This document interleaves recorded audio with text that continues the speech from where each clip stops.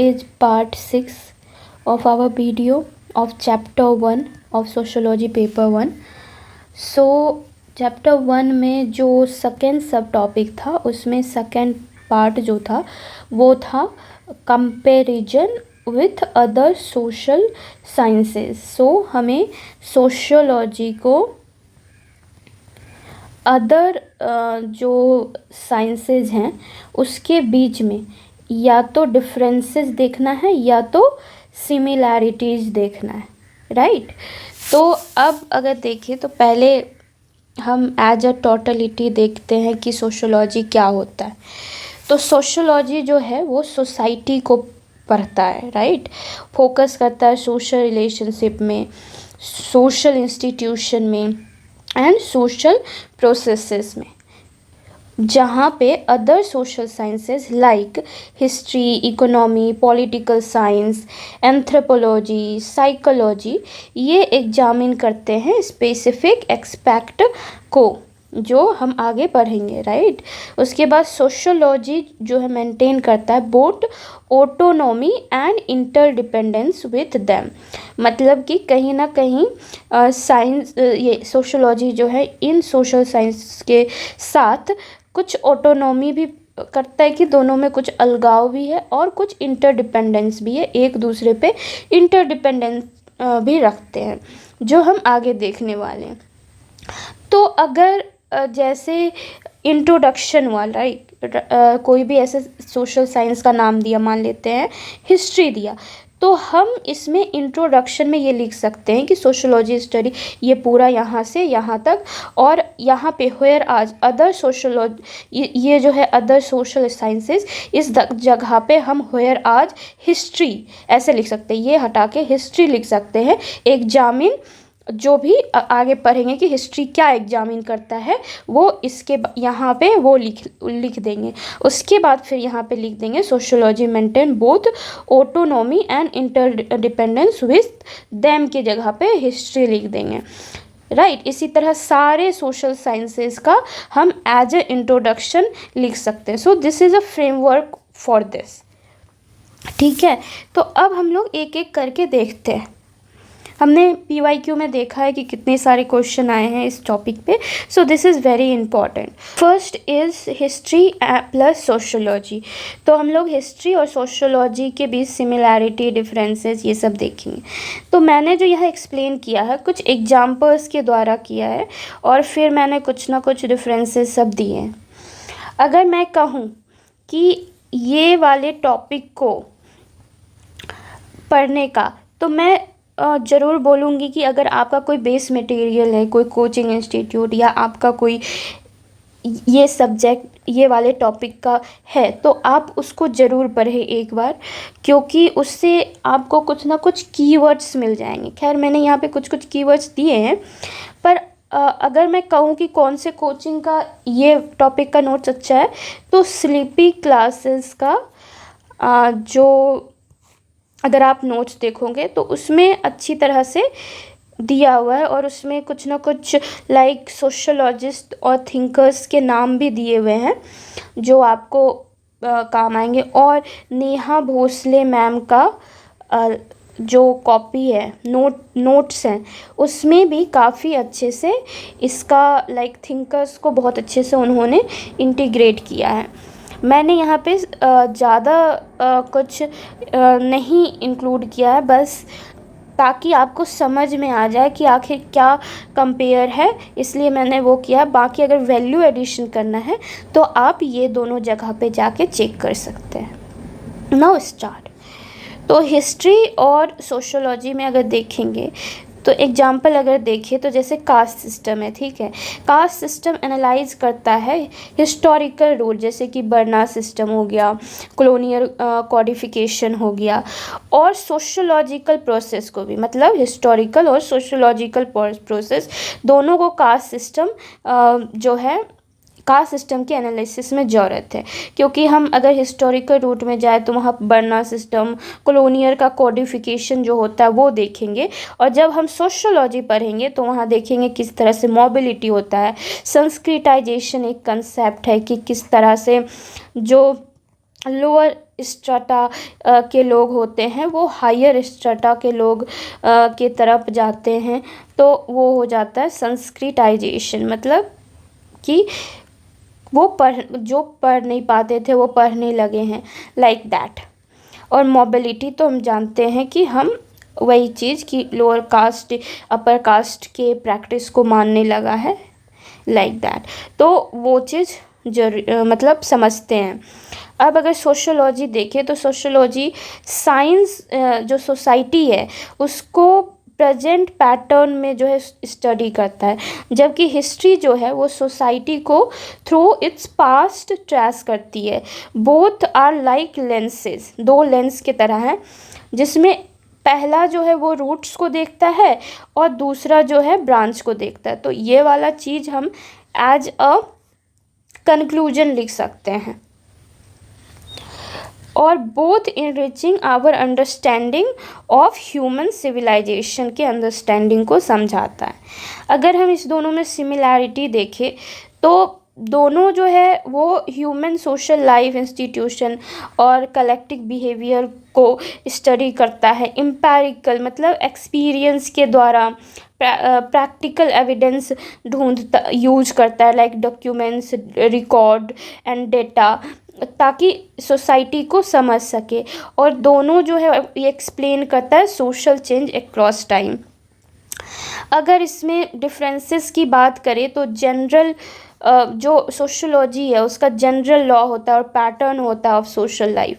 वहीं हिस्ट्री जो है कोई भी पार्टिकुलर इवेंट जैसे इंडिपेंडेंस वाला इवेंट या स्वदेशी मूवमेंट, तो इस तरह के पार्टिकुलर इवेंट या यूनिक कॉन्टेक्स्ट के द्वारा बनाया जाता है। अगर टाइम फ्रेम की बात करें तो मोस्टली जो सोशोलॉजी होता है वो मेनली प्रेजेंट को दर्शाता है, पर उसमें पास्ट लिंकेज ज़रूर होता है, क्योंकि कहीं ना कहीं जो पास्ट में हुआ उसी से अभी प्रेजेंट बना है, और जो अभी प्रेजेंट है यही डिसाइड करेगा कि हमारा फ्यूचर क्या होगा। तो हम जो अभी प्रेजेंट में सोशियोलॉजी को पढ़ रहे हैं उसमें हम लोग पास्ट का कुछ ना कुछ रिफ्लेक्शन लेते हैं।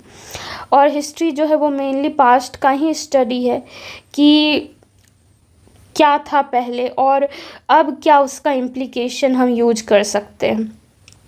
अगर मेथड की बात करें तो इससे हम कंपेयर करते हैं, सोशियोलॉजी में ज़्यादातर कंपेयर करते हैं एक सोसाइटी से दूसरे सोसाइटी के बीच में, मैटरनल और पैटर्नल सोसाइटी के बीच में कंपैरिजन, और न्यूक्लियर फैमिली, जॉइंट फैमिली के बीच में कंपैरिजन।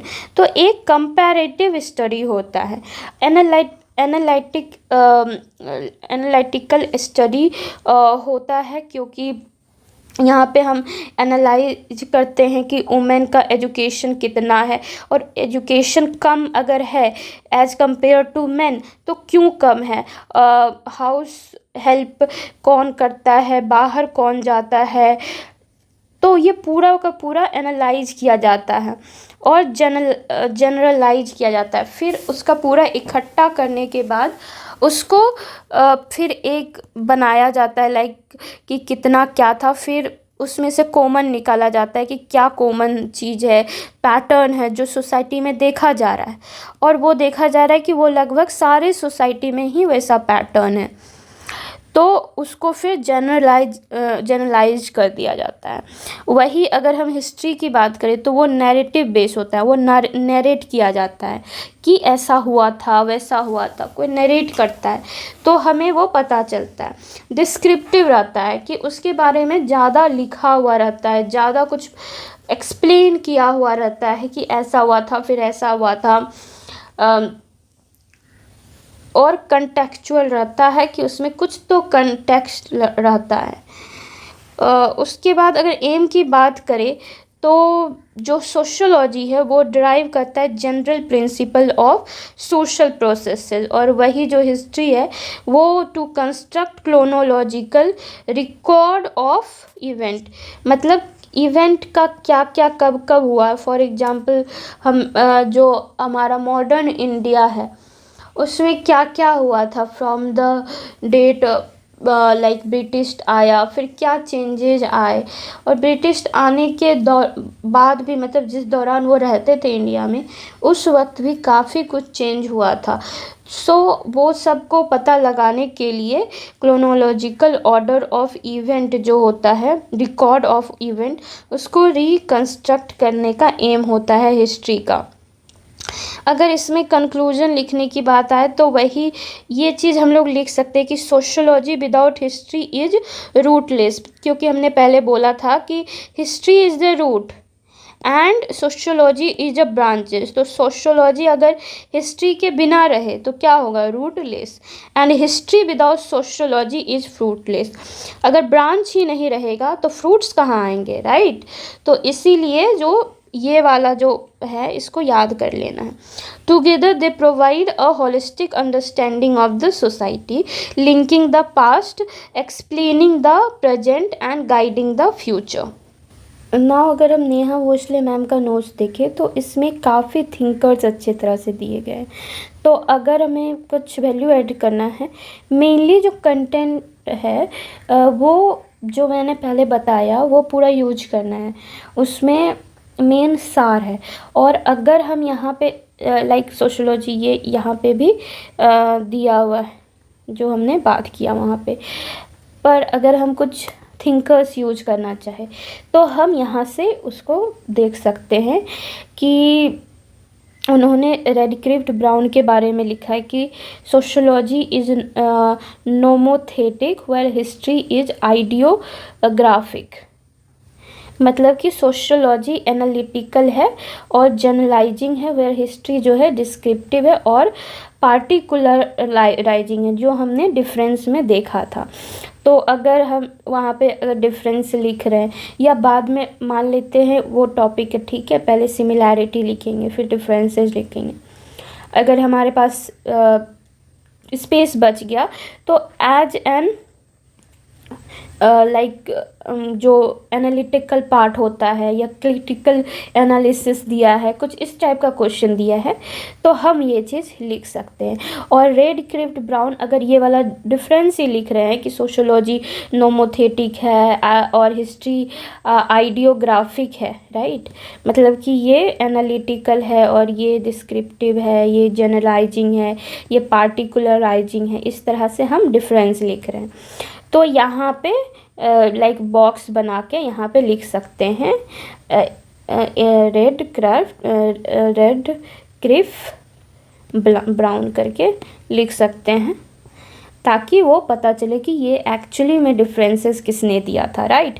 तो अब आगे चलते हैं हम, और भी यहाँ पे थिंकर्स दिए हुए हैं जैसे कि सोरोकिन का social culture dynamics the line of demarcation between history and sociology, work of weber बहुत फेमस थिंकर है, तो ये याद भी रहेगा, ये बुक भी उनका सबको याद रहता है, Protestant ethics and the spirit of capitalism. So ये सब हम यूज कर सकते हैं, वो सब चीज़ ये भी उठा सकते हैं, E.H. कार के बारे में भी, तो यहाँ से हम थोड़ा वैल्यू एडिशन कर सकते हैं।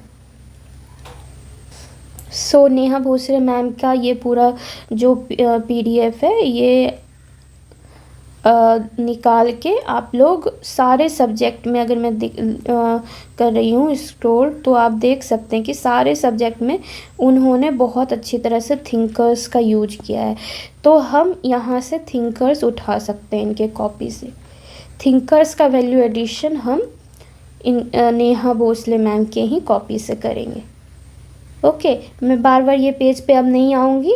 आप आई होप आपको समझ में आ गया होगा कि थिंकर्स का नाम और वैल्यू ऐड कहाँ से करना है। तो इकोनॉमिक्स एंड सोशियोलॉजी इसका देखेंगे। तो डिमोनेटाइजेशन जो 2016 में हुआ था वो not just an economic step but also had sociological impact on informal sector और डेली वेज लेबर पर होता है।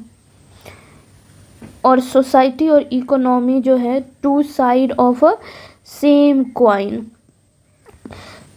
वाइल जो इकोनॉमी है वो स्टडी करता है production and distribution of resources, sociology जो है वो रिवील करता है social norms, social values and social institution shape these processes. Together, they explain not just what people earn, but also how they live. Right?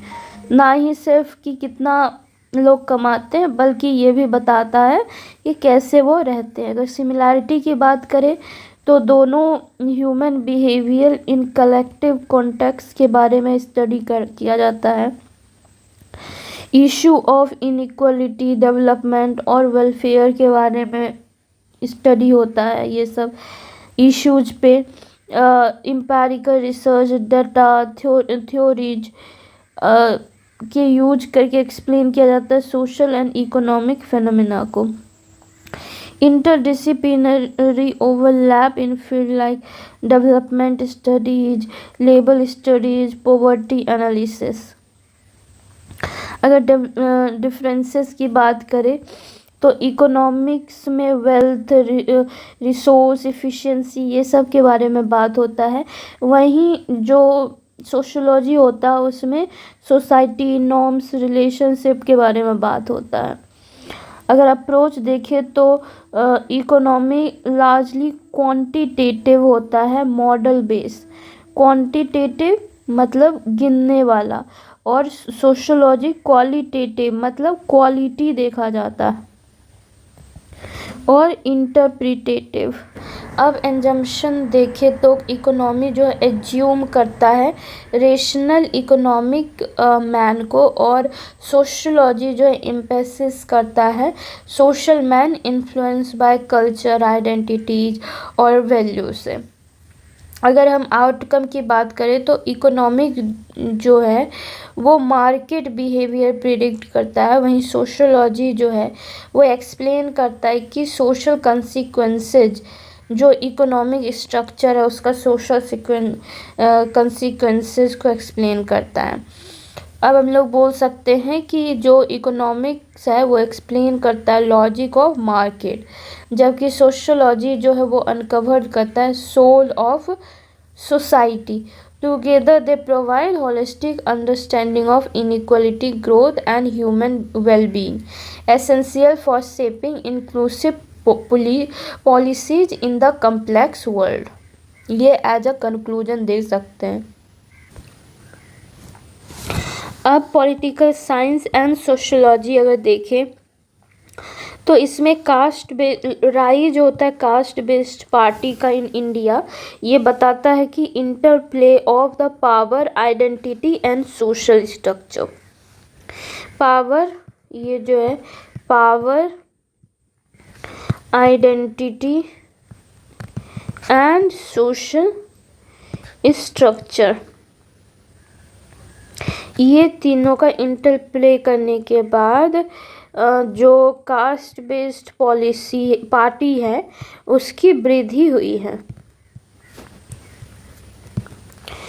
तो society और जो politics है वो एक दूसरे से सेपरेट कभी नहीं हो सकता, इनसेपरेबल ट्विंस होता है. जबकि जो सोसाइटी है वो पॉलिटिक्स को बनाता है, पॉलिटिक्स जो है वो सोसाइटी को रेगुलेट करता है.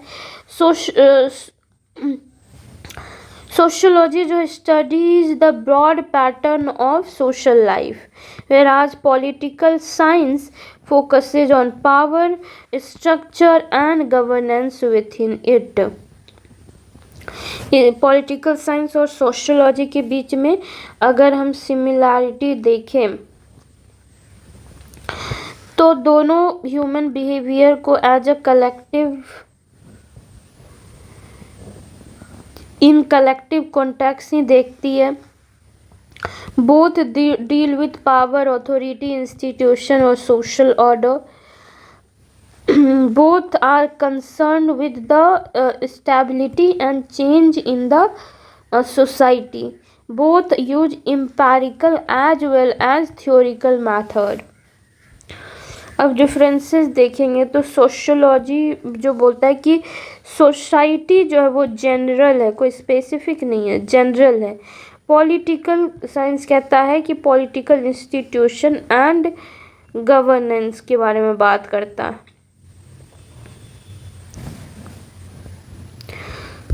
जो अगर हम सोशियोलॉजी की स्कोप की बात करें तो ये कवर करता है फैमिली,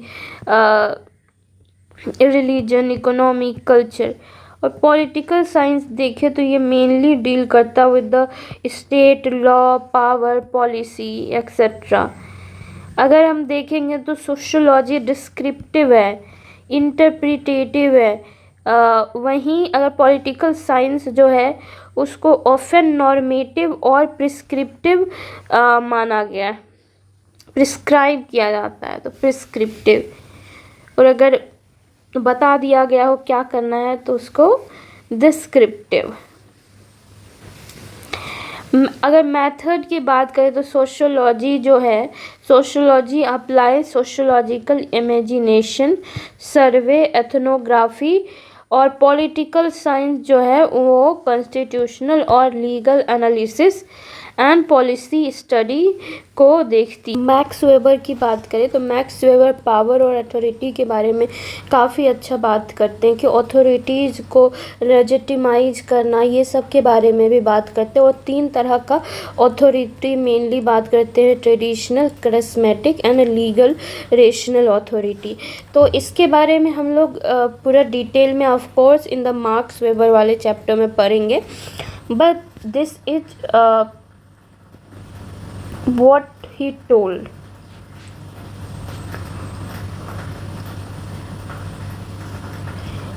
कार्ल मार्क्स के बारे में अगर बात करें तो मार्क्स ने स्टेट को as a instrument of class domination, मतलब जो क्लास का स्ट्रैटिफिकेशन है उसमें स्टेट जो है एज अ इंस्ट्रूमेंट काम करता है कि क्लास का डोमिनेशन हो पाए। एमिली डर्कहाइम की बात करें तो ये कलेक्टिव कॉन्साइंस के बारे में बात करते हैं जो कि लॉ और पॉलिटिक्स को गाइड करती है।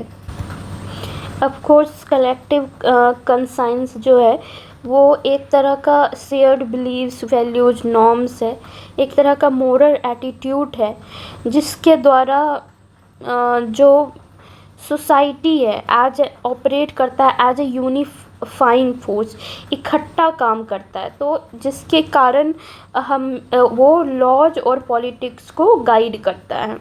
अब सी राइट मिल्स का जो पावर एलिट थ्योरी है जो पॉलिटिक्स और सोशल स्ट्रक्चर को कनेक्ट करता है। मेनली पावर एलिट थ्योरी जो है वो बोलता है कि जो टॉप लीडर्स होते हैं, टॉप लीडर्स चाहे फ्रॉम द इकोनॉमी बेसिस, मतलब कॉरपोरेशन के बेसिस पे या मिलिट्री बेसिस पे या गवर्नमेंट के लेवल पे, जो टॉप लीडर होते हैं उनके पास मोस्ट ऑफ द पावर जो है टॉप के पास ही रहता है। और जो ऑर्डिनरी सिटीजन है उनके पास बहुत ही कम रियल इन्फ्लुएंस होता है नेशनल डिसीजन को लेके। यही है पावर एलिट थ्योरी। तो सी राइट मिल उस पर काम किए थे। टेलकट पार्सन अगर देखें तो पॉलिटिक्स आज ए सब सिस्टम ऑफ सोसाइटी बात करते हैं जिसके कारण एक इक्विलिब्रियम का मेंटेनेंस होता है। कंक्लूजन हम लिख सकते हैं कि सोशियोलॉजी और पॉलिटिकल साइंस जो है वो 2 लेंसेज हैं। एक जो है कैप्चर करता है पूरा इंटायर सोसाइटी को, और तो अदर जो होता है वो जूम करके जाता है पावर और गवर्नेंस की तरफ, ठीक है। और ये दोनों मिलके प्रोवाइड करते हैं होलिस्टिक अंडरस्टैंडिंग कि कैसे पीपल रहते हैं, ऑर्गेनाइज करते हैं और गवर्न होते हैं, राइट। ये वाला 3 जो वर्ड है वो याद रखना है, live, organise and governed. Okay, now अब हम लोग देखते हैं साइकोलॉजी एंड सोशियोलॉजी। तब जो स्टूडेंट जो सुसाइड करते हैं कोटा में, वो रिफ्लेक्ट करता है इंडिविजुअल का stress, that is psychological stress rooted in the social के प्रेशर, सोसाइटी के प्रेशर के अंदर वो रूटेड होता है साइकोलॉजिकल स्ट्रेस, राइट। तो यहाँ पे वही देखते हैं कि सोसाइटी जो है वो शेप करता है किसी का माइंड को, और जो माइंड है वो शेप करता है सोसाइटी को। It's just like this, okay. तो जब सोशोलॉजी जो हम पढ़ते हैं तो collective behaviour of the people in group को पढ़ते हैं, पर जब हम साइकोलॉजी पढ़ते हैं तो हम इनर वर्ल्ड में घुस जाते हैं किसी इंडिविजुअल का। तो मतलब कि सोशोलॉजी में हम कलेक्टिव बिहेवियर देखते हैं और साइकोलॉजी में हम इंडिविजुअल के अंदर क्या चल रहा है वो चीज़ देखते हैं, और ये दोनों मिलकर रिवील करते हैं, they reveal the interplay of mind and society. अगर सिमिलैरिटी देखें तो दोनों ह्यूमन बिहेवियर को अंडरस्टैंड करना चाहता है, दोनों साइंटिफिक मेथड यूज करता है, लाइक एक्सपेरिमेंट्स हो गया, सर्वे का स्टडी, दोनों प्रॉब्लम से डील करता है, जैसे deviance, crime, stress, social influence, और कंट्रीब्यूट करता है in the applied field such as education हो गया, मेंटल हेल्थ, ऑर्गेनाइजेशनल बिहेवियर, ये सब में दोनों हेल्प करता है। अगर हम डिफरेंस की बात करें तो डिफरेंस में वही कि यूनिट ऑफ स्टडी में ही डिफरेंस है कि सोशोलॉजी एक पूरा सोसाइटी को और पूरा का पूरा ग्रुप को स्टडी करता है, वही साइकोलॉजी इस ग्रुप से एक इंडिविजुअल को निकाल के उसके माइंड को जो है वो एनालाइज करता है। अप्रोच अलग है।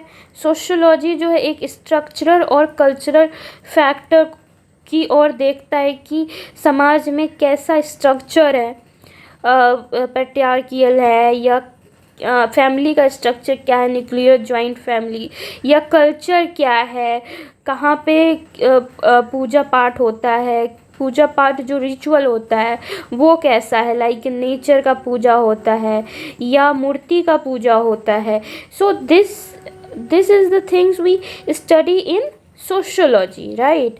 अब साइकोलॉजी में क्या पढ़ेंगे हम, कॉग्निटिव और इमोशनल फैक्टर पढ़ेंगे। कॉग्निटिव वही कि अंडरस्टैंडिंग बेस पे कि हम किसी चीज़ को समझने की कोशिश करते हैं, तो वो कॉग्निटिव हो जाती है, एज अ लाइक थिंकिंग किसी बारे में, लर्निंग, रिमेम्बरिंग या अंडरस्टैंडिंग मीन्स मेंटल प्रोसेस जो करते हैं वो हो जाता है कॉग्निटिव।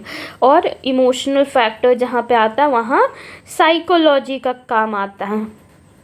अब तीसरा देखें तो लेवल ऑफ एनालिसिस का बात करेंगे, तो सोशोलॉजी में मैक्रो और साइकोलॉजी में मैक्रो के बारे में। तो यहाँ पे परसेप्शन, किसी एक इंडिविजुअल क्या चीज़ को मान लेते हैं कि एक हाथी है, राइट, एक हाथी मान लेते हैं है, कोई सुर के तरफ से देख रहा है, कोई पीठ के तरफ से देख रहा है, कोई पैर को देख रहा है इसके ही। तो सबका जो परसेप्शन है, इस अगर किसी को पता ना हो कि ये हाथी है, मान लेते कोई सुर को देख रहा हो तो वो अलग डिज़ाइन देखेगा, कोई पैर को देख रहा है तो उसको ट्रंक टाइप का दिखेगा, कोई अगर सिर्फ उसका पेट देख रहा है तो उसको एक प्लेन सरफेस टाइप का दिखेगा। तो सबका परसेप्शन अलग होगा, जबकि वो देख सेम ही हाथी को रहा है पर सबका परसेप्शन अलग होता है। तो उस हिसाब से पर्सनालिटी भी सबका अलग होता है। तो ये हम साइकोलॉजी में पढ़ते हैं। और वहीं जहाँ पे नॉर्म्स, कल्चर, बिलीव्स, ये सब का बात हुआ, इंस्टीट्यूशन का, सोसाइटी का एज अ मैक्रो लेवल पूरा पार्ट हुआ, तो वो सोशोलॉजी में हम लोग पढ़ते हैं। अगर मेथड देखें तो सोशोलॉजी में सर्वे, एथनोग्राफी, ये सब मेथड यूज करते हैं जो हम लोग पढ़ेंगे ये सब के बारे में। वही साइकोलॉजी में देखेंगे तो हम लोग एक्सपेरिमेंट्स करते हैं, क्लिनिकल मेथड का यूज करते हैं लोगों को बुला के। वहीं डर्कहाइम ने कहा था कि डर्कहाइम ने स्टडी ऑफ सुसाइड किया था। इसमें उन्होंने दिखाया कि किस तरह से साइकोलॉजिकली डिस्ट्रेस जो है वो शेप करता है सोशल इंटीग्रेशन को और रेगुलेशन को। उन्होंने पुलिस स्टेशन से बहुत सारे डेटा को इकट्ठा किया था, फिर उन्होंने बहुत तरह के क्लासिफिकेशन में उसे तोड़ा था, जिससे हमें बहुत पता चलता है किस तरह से हमारा साइकोलॉजी हमारे सोसाइटी के एक जो फॉर्मेशन होता है उससे बहुत रिलेटेड होता है। अब फ्रॉयड जो है वो साइकोलॉजी के थे, तो इन्होंने साइको एनालिसिस किया। इसमें अनकंसियस मोटिव अफेक्ट बिहेवियर के बारे में बोला और later influencing sociological approach to deviance के साथ।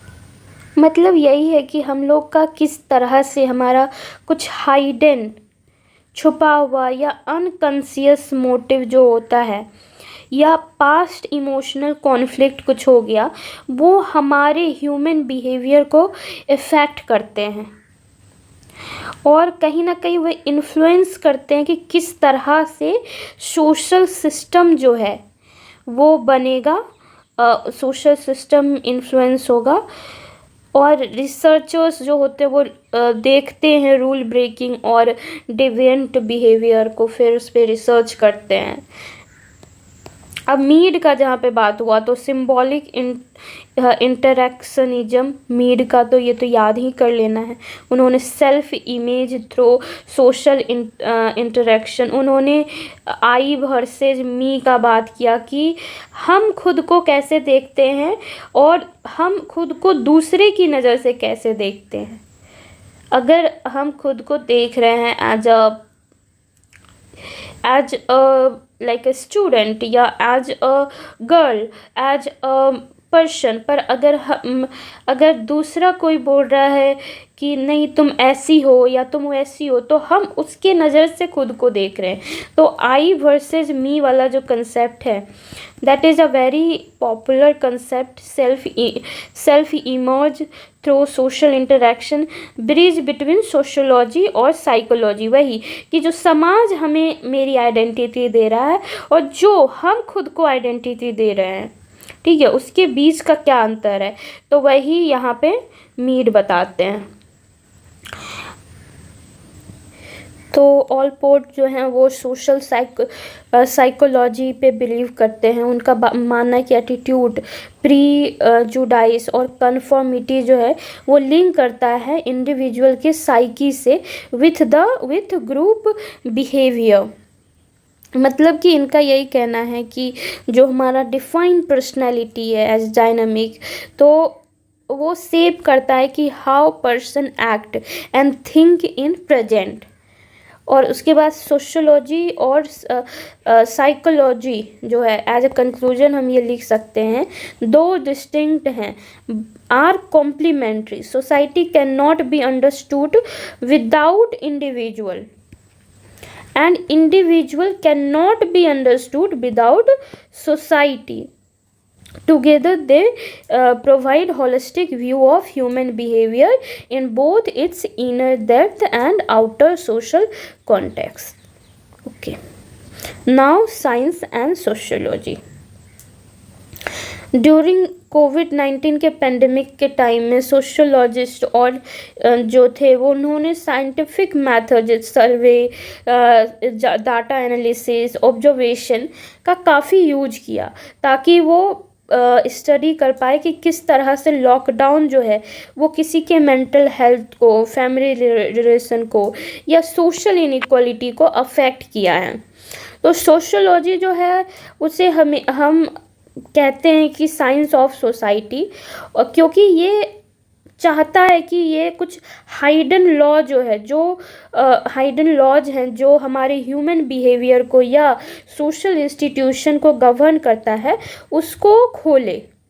और just like natural sciences study nature, sociology जो है वो स्टडी करता है complex pattern of the social life through systematic observation and reasoning. अब अगर ये दोनों के बीच में सिमिलैरिटीज़ देखें तो सिस्टमेटिक मेथड ऑफ स्टडी है ऑब्जर्वेशन, हाइपोथेसिस एंड वेरिफिकेशन। काफ़ी अच्छी तरह से दोनों में यूज होता है।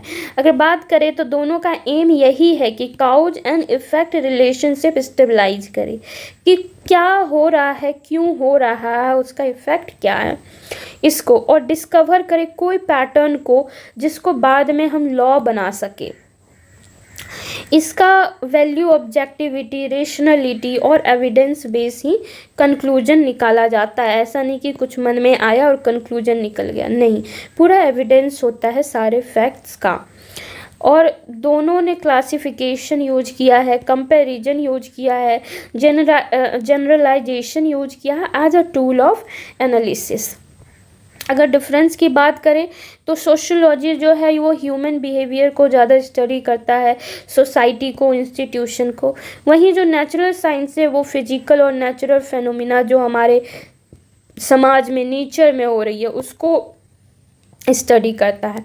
अगर लॉ, नेचर ऑफ लॉ की बात करें तो law are probabilistic and vary with culture and time.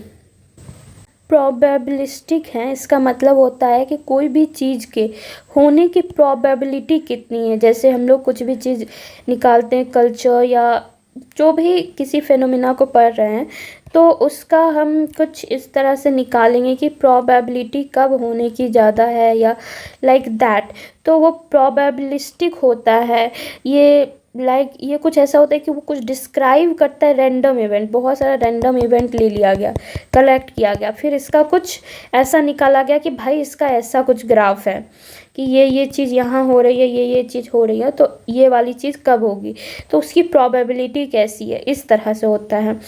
और ये वेरी होता है विथ कल्चर और टाइम। जबकि जो नेचुरल साइंस होती है वो यूनिवर्सल होती है और वो एग्जैक्ट होती है, वो चेंज नहीं होती है। मेथड यूज की बात करें तो सोशियोलॉजी ज़्यादातर क्वालिटेटिव मेथड यूज करती है, लाइक इंटरव्यू हो गया, ऑब्जर्वेशन हो गए। और वहीं जो नेचुरल साइंस है वो प्राइमरीली क्वांटिटेटिव और एक्सपेरिमेंटल मेथड यूज करती है। ऑब्जेक्टिविटी की बात करें तो complete objectivity is difficult due to human के बायसनेस के वजह से।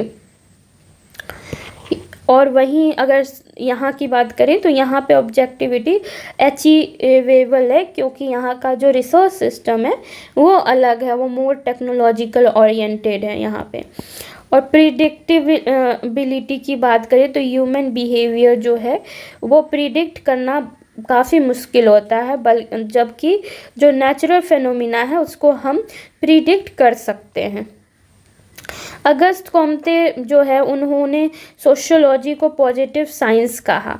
Should be discover law of society like natural sciences. Emile Durkheim ने यूज किया scientific method like statistic, observation to study social fact को स्टडी करने के लिए, और सोशियोलॉजी का ऑब्जेक्टिविटी को एम्फेसाइज करने के लिए। अगर मैक्स वेबल की बात करें तो इन्होंने फेस्टिहेन जो है इसको इंटरप्रिटेटिव अंडरस्टैंडिंग जो हम सब जानते हैं उसको एडवोकेट किया और बैलेंस किया साइंटिफिक मेथड को विथ ह्यूमन के सब्जेक्टिविटी से। कार्ल पॉपर अगर जो है वो आर्ग्यू करते हैं कि सोशियोलॉजी जो है वो साइंटिफिक हो सकता है अगर वो अलाउ करे फॉल्सिफिएबिलिटी को और क्रिटिकल टेस्टिंग ऑफ थ्योरीज को। अब अगर कंक्लूजन लिखना हो तो लिख सकते हैं कि सोशियोलॉजी जो है वो stand at the cross road पे सोशियोलॉजी स्टैंड करती है of science and humanity. Scientific is method, scientific जो है वो मेथड है, पर ह्यूमन जो है इज स्पिरिट है। साइंटिफिक मेथड है बट ह्यूमैनिटी या ह्यूमन जो है वो एक स्पिरिट है। जब it may not offer universal law like natural sciences, it helps deep reasoned and understanding of ever changing social world। क्योंकि वर्ल्ड का सोसाइटी जो है वो चेंज होते रहता है डे बाय डे, तो हमें वो फ्लेक्सिबिलिटी भी चाहिए ताकि हम अपने वर्ल्ड को, सोशल वर्ल्ड को थोड़ा डीप से और सही ढंग से समझ पाए। सोशोलॉजी के बीच का कंपेयर देखते हैं तो जो ट्राइबल प्लेसमेंट होता है ड्यू टू डेवलपमेंट प्रोजेक्ट, तो उसको जब हम एनालाइज करते हैं सोशोलॉजी, उसको एज अ सोशल कंसिक्वेंसेस क्या होगा, मतलब कि जो माइग्रेशन करना होगा, इनइक्वालिटी होगा, उसका क्या कंसिक्वेंसेस होगा एट द सोशल लेवल, वो सोशोलॉजिस्ट एनालाइज करेगा। और जो एंथ्रोपोलॉजिस्ट है वो स्टडी करेगा कि कल्चर लॉस्ट हो रहा है, कि जो ट्राइबल का जो कल्चर था उसका लॉस हो रहा है, ट्रेडिशन, रिचुअल और आइडेंटिटी का में जो कंसिक्वेंसेस होगा उसका स्टडी करेगा एंथ्रोपोलॉजिस्ट। अगर सोशोलॉजी और एंथ्रोपोलॉजिस्ट का मान लेते हैं हमें इंट्रोडक्शन लिखना है, तो वो लिख सकते हैं कि sociology and anthropology are two mirrors reflecting human life को रिफ्लेक्ट करता है। पहला जो है मतलब कि सोशोलॉजी जो है वो स्टडी करता है society as it exist today, जो अभी एग्जिस्ट कर रहा है, और अदर जो है वो डीप करता है डीप इनटू द रूट के अंदर जाके उसको समझने का कोशिश करता है। और दोनों मिलके हमें हेल्प करते हैं ये समझने के लिए कि हम कौन हैं और हम कहाँ से आते हैं एंड हम लोग कैसे एक साथ रह पाते हैं। अब इस दोनों में सिमिलैरिटी ये है कि दोनों human behaviour, culture, social institution को स्टडी करता है। दोनों क्वालिटिव और क्वांटिटेटिव दोनों मेथड को यूज करता है, जैसे कि ऑब्जर्वेशन, इंटरव्यू और केस स्टडी। दोनों जो है वो अंडरस्टैंड करने का कोशिश करता है सोशल पैटर्न, इवोल्यूशन और चेंजेज को। और दोनों जो है इंटरडिसिप्लिनरी हैं और फॉलो करते हैं आइडिया फ्रॉम द हिस्ट्रीज, मतलब बहुत सारे सब्जेक्ट से आइडिया ब्रिंग करके लाते हैं और अपना कुछ थ्योरी बनाते हैं। अब अगर डिफरेंसेस देखें तो सोशोलॉजी जो है प्रेजेंट देश, सोसाइटी और इंस्टीट्यूशन को स्टडी करता है। एंथ्रोपोलॉजी जो है वो ह्यूमन इवोल्यूशन, एशियन सोसाइटी और कल्चर को स्टडी करता है। अगर स्कोप देखें तो सोशियोलॉजी जो है इंडस्ट्रियल और मॉडर्न सोसाइटी के लिए मोर कंसर्न है, और वहीं एंथ्रोपोलॉजिस्ट जो है वो ज़्यादा करके प्रिमिटिव आइडिया, जो पुराना ट्रेडिशनल सोसाइटी था और जो ट्राइबल सोसाइटी का कल्चर हो गया, ट्रेडिशन हो गया, उससे डील करता है। अगर मेथड की बात करें तो सोशोलॉजी ज़्यादातर जो सर्वे, स्टैटिस्टिकल एनालिसिस होता है उस पर फोकस करता है। खैर ये क्वालिटेटिव क्वांटिटेटिव दोनों मेथड यूज करता है, पर अगर देखा जाए तो ज़्यादातर ये यूज करता है। और वहीं अगर एंथ्रोपोलॉजिस्ट, क्योंकि ये थोड़ा ट्रेडिशनल यूज देखता है, तो फील्ड वर्क ज़्यादा करता है और पार्टिसिपेंट ऑब्जर्वेशन, मतलब कि जो लोग वहाँ रह रहे हैं, मान लेते हैं कि एक ट्राइबल एरिया है, तो ट्राइबल एरिया में जो लोग हैं उनका क्या नज़रिया है, वो उनका क्या ऑब्जर्वेशन है, वो समझने का कोशिश करते हैं एंथ्रोपोलॉजी। अगर पर्सपेक्टिव की बात करें तो सोशल स्ट्रक्चर और रिलेशनशिप पे ये फोकस करता है, और वहीं ये जो है कल्चरल और ह्यूमन इवोल्यूशन पे फोकस करता है। अब कुछ हम लोग थिंकर्स को देखें तो इमली दरखाइम है, जो सोशल फैक्ट और कलेक्टिव कॉन्साइंस को स्टडी किए हैं, और ब्रोनिस्लॉव मेलिनोस्की जो है, और मेलिनोस्की जो है वो एंथ्रोपोलॉजिस्ट थे जो कि फंक्शनलिज्म को एडवोकेट करते हैं through field work of Trobriand island. यहाँ पे जाके वो फील्ड वर्क करते हैं और वहाँ बताते हैं फंक्शनलिज्म जो थ्योरी है उसको, कि हर चीज़, जो भी इंस्टीट्यूशन है हमारे सोशल में, सबका कुछ ना कुछ फंक्शन है, डिफरेंट फंक्शंस है, तो उसको एडवोकेट करते हैं। अगर रेडक्लिफ ब्राउन की बात करें तो वो फोकस करते हैं स्ट्रक्चरल फंक्शनलिज्म को in understanding social system. Max weber की अगर बात करें तो वो कल्चरल वैल्यू हो गया, लाइक प्रोटेस्टेंट एथिक्स, ये सब पे डील करते हैं, जो सोशोलॉजी को कनेक्ट करता है एंथ्रोपोलॉजी से। ये सब हम लोगों ने कुछ कुछ पढ़ा है और कुछ कुछ बाद में पढ़ेंगे चैप्टर में। और कंक्लूजन लिखना हो तो हम ये लिख सकते हैं कि सोशियोलॉजी जो कि while sharing the boundary with other sciences provide unique lens linking to individual experience को वाइडर स्ट्रक्चर से लिंक करता है sociology, making it more integrative of them all. अब फिलॉसफी और सोशियोलॉजी की बात करें तो सोशियोलॉजी और फिलॉसफी में सोशियोलॉजी जो है वो इमर्ज होता है फिलॉसफिकल एम्बिशन से, और as separate body of knowledge, this is a key word. तो as a separate body of knowledge, sociology जो है वो फिलोसफिकल क्वेश्चन रेज करता है और उसको उसका आंसर देने की कोशिश करता है.